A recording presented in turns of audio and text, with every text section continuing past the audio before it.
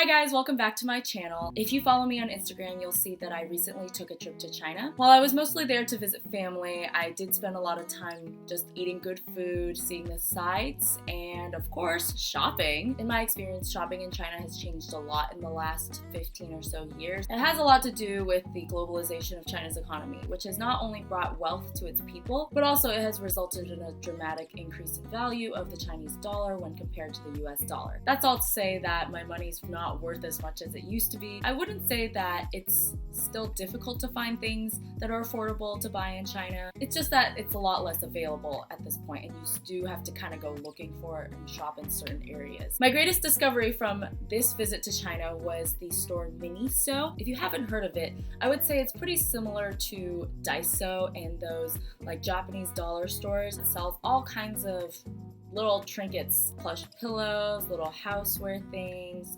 little snacks, notebooks and pens, school supplies, things like that. But I do have a beauty section that has a lot of nice, cute little trinkets for not a lot of money. The vast majority of items are priced around 10 renminbi, which is about $1.50, $2. In doing a little research into it, I actually found out that Miniso is a Chinese company. Of the two co-founders, one is a Japanese designer and one is a Chinese businessman. I think the company is actually based in China, although they might have some stores kind of in Japan. I'm not sure about that. It's ironic because the whole time I was in China, I was really confused why I never saw any Daisos anywhere when I saw so many Minisos, only to find out when I got home that the reason for that was that it was a Chinese company all along. The company was founded in 2011, and in the past 6 years, its success has exploded. These stores are everywhere. When I was in Beijing, there'd be like 2 Minisos within like a half mile of each other. I would say that's like Starbucks here, but ironically, that's also true of Starbucks in China. They're just everywhere. I didn't actually know about it when I got to China. One of my cousins was the one who took me there in the first place, but it was only after I had already gone. Some of my friends started seeing I was in China and said, you have to go to this place, it's amazing. Only for me to be like, I actually already went and I agree, it is insane. I did want to show and demonstrate some of the beauty products I brought home, which is why I don't have any makeup on right now, in case you're wondering. So without further ado, let's get started. The first item I'm going to show you is this, I think these are like nose pore strips. They seem to include some sort of charcoal material. I'm not really great at reading Chinese, but I think it says to clean and wet your nose and then put on the strip, have it on for 10 to 15 minutes, and then peel it off slowly. What's ironic is I think all the pore strips I've ever used have told you to peel it off slowly, but you see in like commercials and things like that, people just like ripping them off. What are you doing? Why are you teaching people to rip things off? Do your advisory boards only consist of males who have never used these pore strips? Plausible. This is called the Nose Pore Clear Pack, and it comes with 10 inside of here. So I'm gonna put this on first because it takes time to work and I can kind of show you other things while I'm waiting for it. All right, first step. I think you're trying to really get it like soaked so that the charcoal really adheres to the face. Just align it in the center and then kind of pat it out on the sides. Ooh, try to avoid the eyes here. It's getting really close to my eye. That might be painful when I try to pull it off. I'm gonna try to not move my face too much in the next 10 to 15 minutes. Next, I'm just gonna show you a couple items I'm not gonna demonstrate on camera. First thing is just this face mask. They do have a lot of varieties of sheet masks, but I really like this one because it reminds me of Baymax from Big Hero 6. If you've never used a sheet mask before, it has cutouts for your eyes and your mouth, and you just put the sheet right over your face and leave it on for about 20 minutes.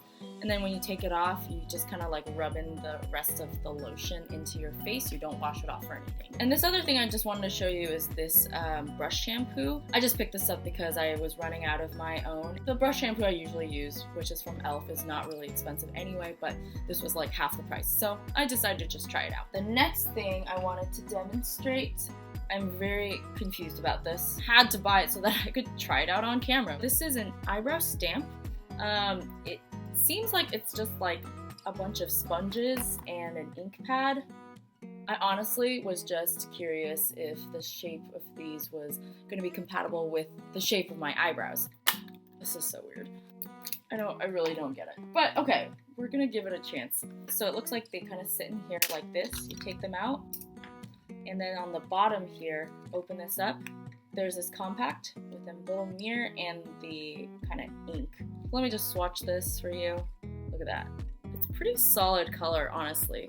But when I like rub it on myself, it does, well, looks like a bruise, first of all. but it's not as pigmented. Two shapes of eyebrows here.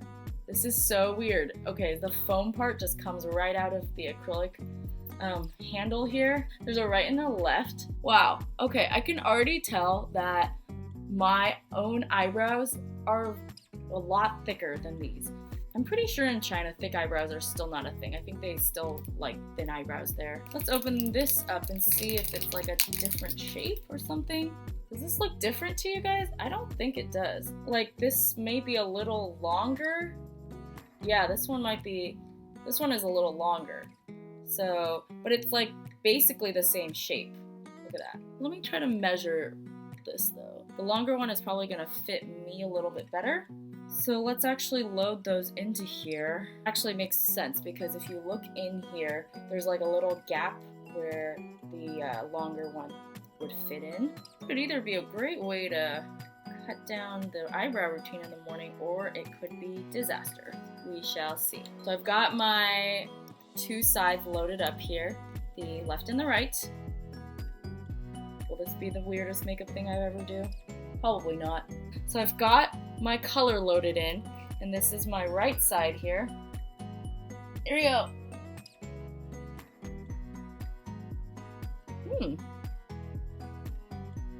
See that? That is actually not bad. It's definitely not perfect, like it's still thinner than my actual eyebrow, which may not be a bad thing. Okay, let's try the other side. It seems to take a few swipes to really get the whole part of the stamp covered. My eyebrows are not symmetrical. Just gonna go for it. Here we go. Yeah, that definitely wasn't as good as the other side. Like it went a little too low, but the tail is good.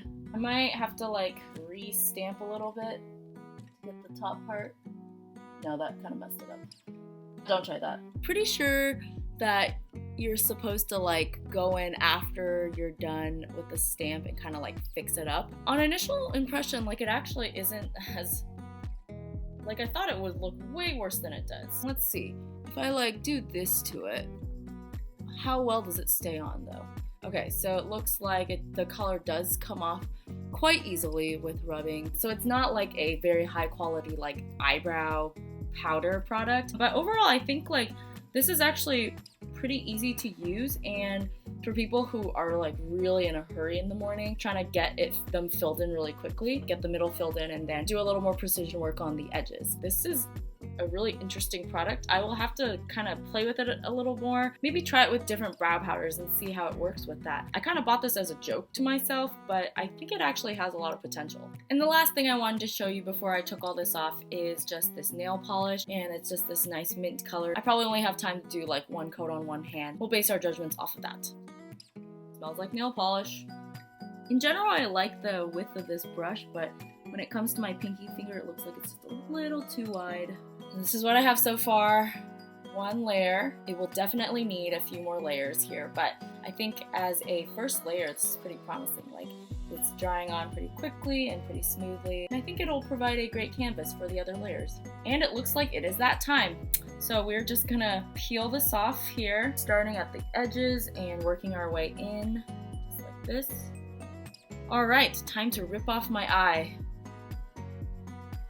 Oh, it's actually not that bad. Which makes me think it might not have worked.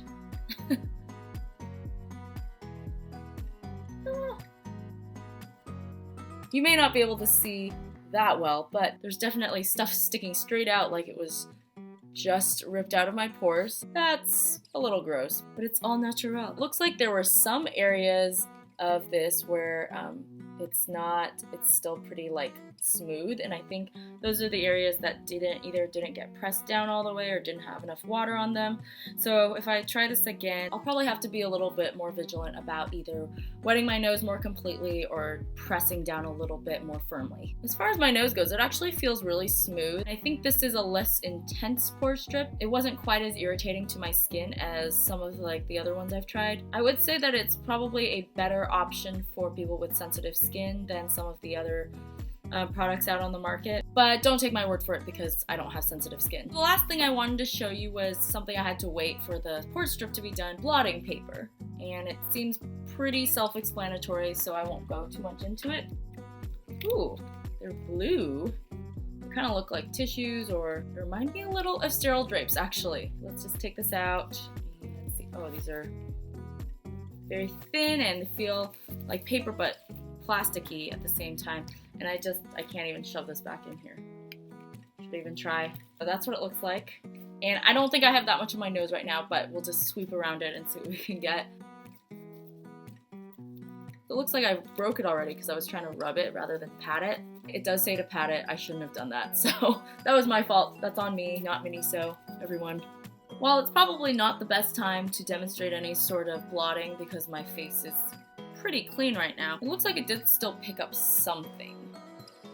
It seems to at least work in appearance, so that is all the products I had to show you today. I really actually liked all the products that I tried today, and I spent less than like $10 US on them. I hope you guys all get a chance to experience the wonder that is Miniso someday. And if you have already been to Miniso, please let me know what your favorite products are. I don't know when I'll next be able to go back to China, but when I do, I'm sure I will be at Miniso at some point. Or you never know, it might expand to the US in the next few years. Here's hoping. Thanks for tuning in today, guys. I think I gotta go finish up my nail painting as well as fix my eyebrows a little bit. Please remember to like, subscribe, and comment to let me know what you think of this video. But other than that, I will see you guys next time.